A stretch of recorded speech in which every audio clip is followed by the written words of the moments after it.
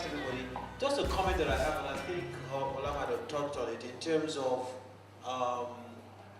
the kind of skills that you need to acquire, the kind of talents that you need to bring on board, and the kind of way in which you need to be thinking if you want to get true value from this whole concept of big data.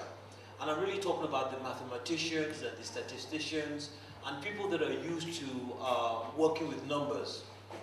Because you can't have data staring at you, staring in the face, and you really don't know what the hell to do with it.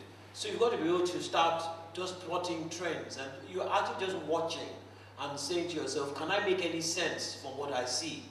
And several case studies and things that I've heard of where people just do things that are totally unrelated that you can't imagine. Like the example Juliet gave about, pregnant women and being able to predict. And there's a lot of that around us as well.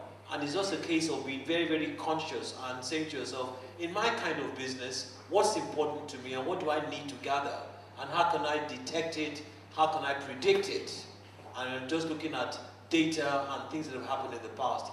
I'm sure if we were to take our weather data and sort of run it through some kind of analytical tool, we might begin to see certain patterns. Now that we're all about agriculture, I hope most of you heard about the summit last week, yes? When you talk about agriculture, again, this is where we begin and hope that we can predict the way the weather would work and predict the way people would do things. So I think this whole concept is a way of life and a kind of culture we need to begin to develop and sort of go back into your organization and say, yes, we do have a lot of information, but what can we do with this?